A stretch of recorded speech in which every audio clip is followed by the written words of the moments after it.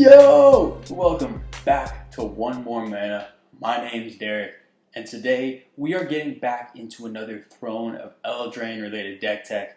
This is a deck I've been brewing literally since I saw anything from this set come out. This is something I've been really excited about. I've been spending way too much time trying to get this deck together, get it running. I'm just so excited to share it with you guys. As you can tell, I lost a fight with some clippers. My hair ran away. Put up a good fight. Didn't come out on top. What we're going to do now is go ahead and get into this crazy, awesome deck tech. As always, please go down into the description below. Click on our affiliate link with TCG Player. And if you're going to buy cards for this deck, this is a super fun deck. Go ahead and get some of these cards. If you use that affiliate link, it's going to really help out the channel, help us grow, help us to make better and even more content. We really appreciate it. Really do. But for today, when I saw the spoilers, there are lots of crazy cards coming out. Everything, just spoilers from crazy powerful creatures, artifacts, everything. That land, the common land that returns instants and sorceries, I don't know what they're thinking. The Great Henge, there's all this crazy stuff coming. But the single thing I was most excited about with all the spoilers were food tokens. Before we even knew what food did, I just thought there was going to be a food token. I knew I was building a deck around this. It didn't matter how bad it was, and it turns out Commander is not great, but no matter what it was, I wanted food tokens in my life, and I wanted a deck dedicated to food tokens. They were beautiful. They have freaking food tokens with curly bananas. What else could you want? Now, my goal was to make a Tasigur food deck before I knew what they were, because I was like, Banana Man with the curly bananas. It would have been perfect. I had to go in a different direction. So who I decided to choose to lead this buffet of food tokens is Korvold, Fey Cursed King. Now this kind of worked out well. That Brawl Precon has a lot of food cards in it, and Korvold is just great with food. Food is really good sack fodder. Really in Commander, the life gain's not going to matter. And paying 2 life and sacking it to gain life isn't really worth all that. Life gain decks have much more effective ways to do it. But in Commander, these work as really good sack fodder, and if you can utilize cards that either sack artifacts or that want to sack food, you can get these sacrifice triggers, and Korvold loves sacrifice triggers. Korvold seems like a very powerful card. He is 2 in Jund for a dragon who used to be a human, became a dragon, and when he enters or attacks, you gotta sack a permanent. And whenever you sack a permanent, he gets +1/+1, and you draw a card. This is crazy powerful, and I know there are some ways to build Korvold that are going to be insanely broken. But I felt like with a focus on food, it's going to be more of a casual fun build, but we're going to be able to put a focus on these beautiful food tokens and have an effective deck in the meantime, because although the food tokens themselves aren't high power, when you combine it with some of these sack effects that we have in Korvold, you can be taking some people out and playing these beautiful food tokens in the meantime. Alright, so first thing, there's not that many food cards. We have to fill out a 100 card singleton deck. How are we going to do it with just food tokens when it's only in this set? And really, there's a very limited number of cards, and even more limited if you want ones that are decent, of food cards. So what I wanted to do with this deck is I wanted to dedicate this deck to everything food tokens and the food tokens of the past. And what I mean by that are other tokens that have filled that slot for random utility tokens that existed in certain sets and were able to sack themselves. So this is going to include things, obviously, like the food tokens. Clue tokens are a great example of this. Treasure tokens are a great example of this. Gold tokens. Even some of the Eldrazi Scions and Eldrazi Spawns. To me, these all fulfill the same role these food tokens did. And I just love...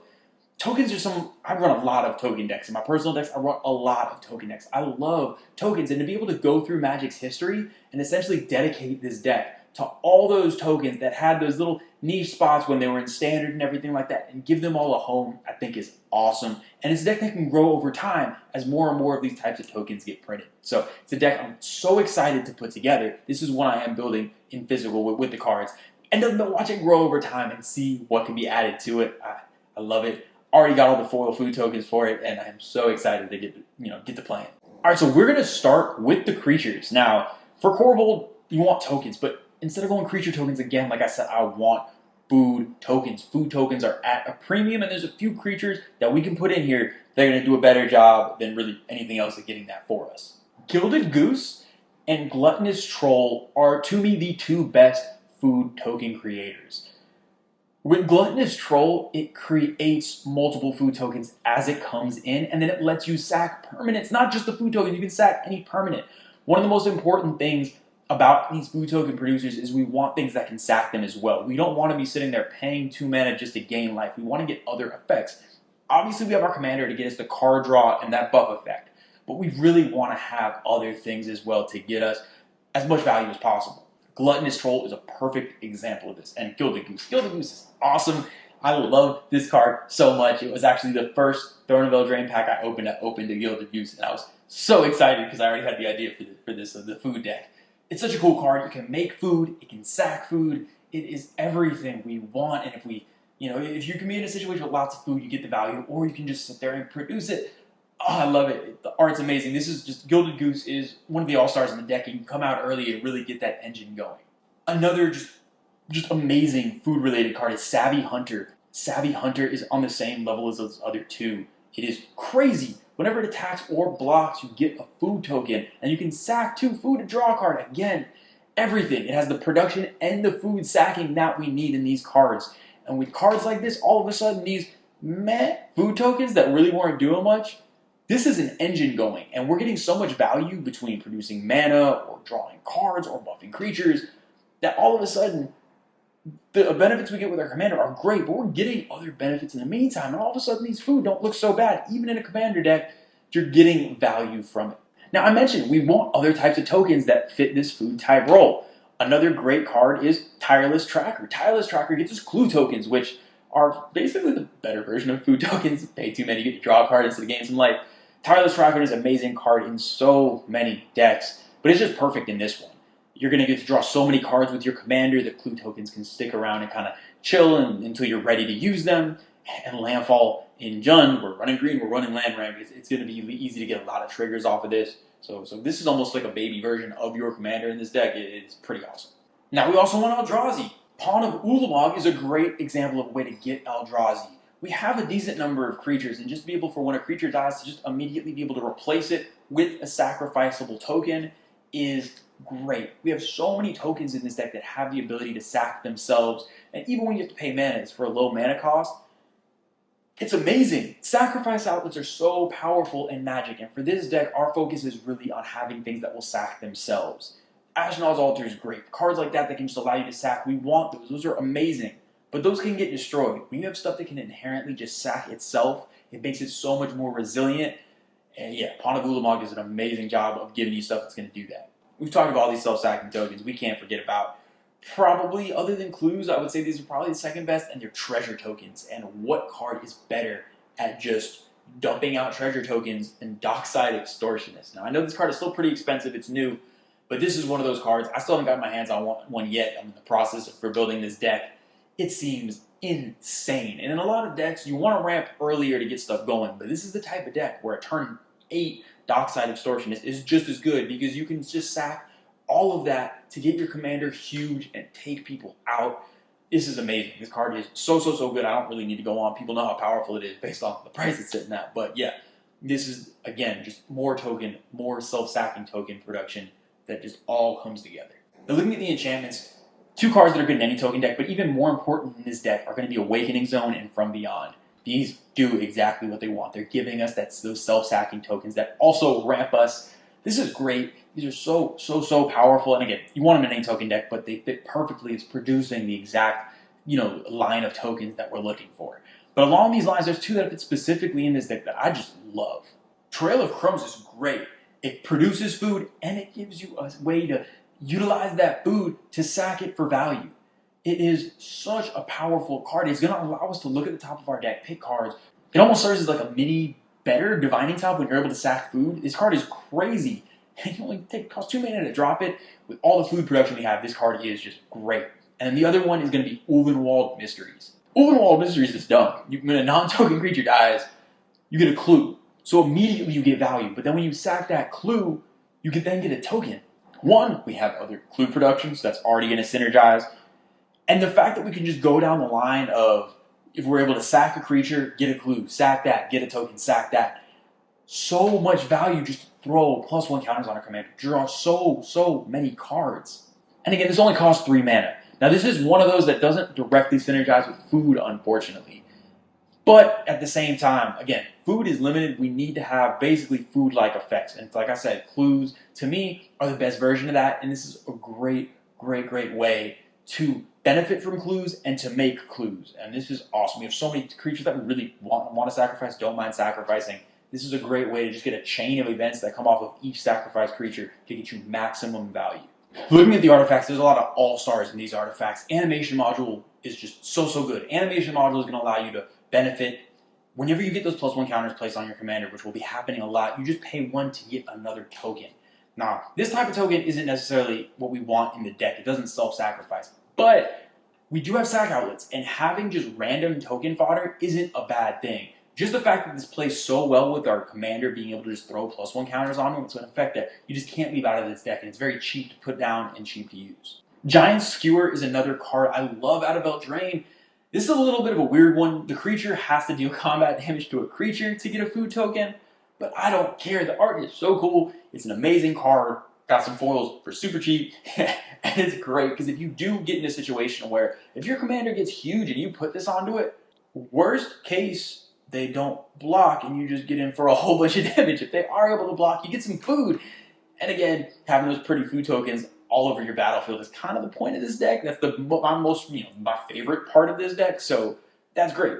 They get swung at, they either get hit or they block, and you get some food for it. I love this card. It's cheap to play, cheap to equip. It's just getting that value, and again, those food will get our other engines running. Probably my favorite card in this entire deck is Witch's Oven. Witch's Oven is definitely not the most powerful, but it might be when we get certain things going. For 1 mana, you're able to sacrifice a creature and get a food token. And if the creature's toughness is 4 or greater, you get 2 food. This is so good. Basically, and this is a free sack out, you just gotta tap it. You can sack a creature, do your thing with your commander, draw a card, throw a +1 counter, get a food token that you can then immediately sacrifice to hit that again. This literally translates into your worst cases, you sack a creature, get a food, and have to pay the mana to sack that.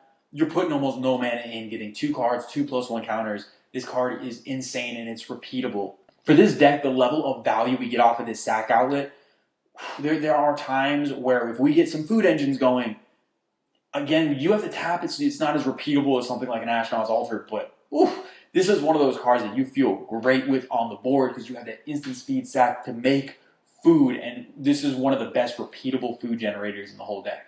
With the instance, something that I always, especially in these colors, something I always say is you want permanent removal. So we're going to be running, if you can afford it, we're running Ash Trophy, we're running Chaos Warp, we're running Beast Within. I love cards that say destroy or get rid of a permanent. That's beats everything. At this point, there's so many options for it. If you're in colors that allow you to use permanent removal, even if it's a little bit less efficient, but man, these are pretty mana efficient too. Run these cards, you'll feel great. You can get rid of anything. But my favorite one, it's going to fit the theme of the deck best too, is Bake into a Pie. It's not as versatile, obviously, but you do get to destroy a creature and make a food. And anytime you get effects anytime you can get an effect that's either going to ramp you, draw you cards, or act as removal that synergizes with your game plan, always run that. Even if it's not the most mana efficient, even if at times it's not as fancy as some other cards you could run.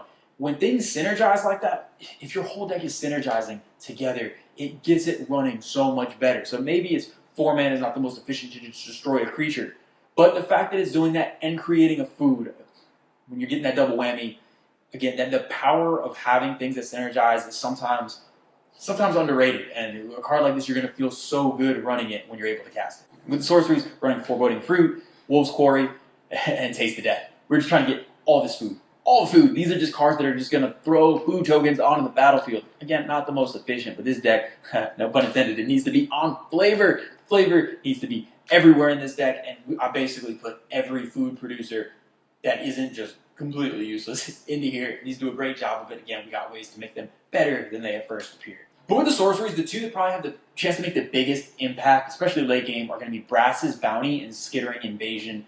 These just give you a bunch of tokens, especially in the case of Brass's Bounty, where you could just dump +1 counters and get crazy card draw from your commander. Food is really the thing that makes this deck run, but these types of cards that allow these other tokens to shine might be the most explosive. And that's the thing I do love about this deck is there can be a focus on something as fun and just pretty as food tokens, while still getting other things that are along similar lines that can get you in certain spots. These two are the type of cards where if a game is running long or you're in a situation that out of nowhere, you can have a crazy explosive turn and really just cause you to win the game out of nowhere. These cards are crazy. Looking at the lands, Two, it's Jund mana base, but the two that I'm definitely going to point out that you want to be running are going to be either High Market or Phyrexian Tower. Again, you want these filling multiple slots. These cards are lands, great, but when you can fill and put sack outlets into your mana base, it's so powerful because it's essentially just not just a free sack outlet, but you're not missing, you're not losing a card slot for it. Now, there are colorless lands unless you're sacking a creature for Phyrexian Tower, so you have to keep that in mind that they aren't going to produce the colors you need, but it's essentially just free out of nowhere sack outlets that you really don't even have to put in a slot for. Now onto the game winning step. How are we about to win the game with this deck? And there's a lot of different directions you can go with Korvold. You can go very heavy stacksy because of all the sack effects, but because this is a food deck and we're sacrificing just as many random artifacts and stuff as we are creatures, I threw some effects like that, but that's not what I'm focused on. I want to be smashing people with Korvold. I want the whole point of this deck to be having Korvold stuff his face, because that's the best part. I talk about food sack outlets. Korvold is one. When he enters, he gets to eat some food. When he attacks, he gets to eat more food, and that is awesome. So essentially, we just want to get Korvold all nice, fat, and happy, and have him swinging at people. And that's exactly what we're going to do, but there's some cards in this game winning step that are going to make it even more efficient. Now, my favorite way to do it, okay, we'll get to that. You already know what that is, but I'm going to start with my second favorite way to do it, and it's going to be Xenagos, God of Rebels. Xenagod is such a boss. It's such a fun card. As a commander, it can be very threatening, very scary, but running it in the 99, you get that out. It's hard to remove, hard to deal with, and there could be turns, essentially, you get your commander out, you just cast Xenagos, put the trigger on your commander, and just take somebody out of the game. It's crazy powerful to be able to buff something and give it haste, especially when your commander already has evasion. Only need 21 commander damage, and with all the food and everything, that can happen fast with Xenagod. Now, my favorite way to win the game in this deck is zero surprise. I feel like at this point, just every week, I'm going to find a way to make Infect the win con, no matter how efficient or inefficient it is, and I'm just going to find ways to work it in. This week, I didn't have to work very hard because Infect is crazy powerful with Korvold. We want to run Phyresis, we want to run Tainted Strike to give Infect an instant speed, and we want to run Grafted Exoskeleton. Best thing about Grafted Exoskeleton is when you move it to other creatures, you sacrifice the creature, so it even synergizes better. These cards are amazing, and it really helps to take, for Korvold, I basically, because I'm leaving out Staxy effects and everything, Korvold's very powerful, he's going to be threatening. There are going to be games where you're targeted just for running him. Even if you show everyone all your pretty food tokens, they might not take your word for it. They might want to target you. So you do want to be able to have powerful, really flashy win cons. Tainted Strike is the best one just because that instant speed is crazy. But I love Infect as a win con in this deck. Now, obviously, disclaimer every week, Playgroup doesn't like Infect. There's other ways to get around that. You could run some crazy effects like a Berserk or something like that to get a really big explosive turn. But you know I love Phyrexia, and my weekly at this point ode to Phyrexia is putting this in there. You gotta play with the poison. You gotta play with the Infect. Roy Korvold got some food poisoning, and he is looking to take it out on the whole table. All right, so that's going to do it for this week's deck tech. I really hope that y'all enjoyed this deck. I absolutely love this deck. This is a deck I'm very excited about, and I'm excited to see how it grows over time. I love the flavor. I should use that pun more, but I love the flavor of food tokens. I love clue tokens, all those different types of tokens that come out, and having a home for all those, as this deck grows over time, I'm so excited to put all those tokens into a deck. And that's one of my favorite things about Magic, all the pretty tokens and everything. So having a home for all those, well, normally they're good cards, but to have a full deck dedicated to it, I love it. And Korvold seems like the perfect commander for it, and I'm really excited to see how this deck plays and grows over time. As I said earlier, please use the affiliate link down in the description. It helps the channel so much. It really, whenever you buy through that link, I think this is a really fun deck to build. Obviously, I'm a little biased. You should go build this deck. It really helps the channel. It's really going to help our channel grow and everything. We appreciate that so much. Plenty of deck doctors. Lots of stuff coming very soon. But until then, I will see y'all next time.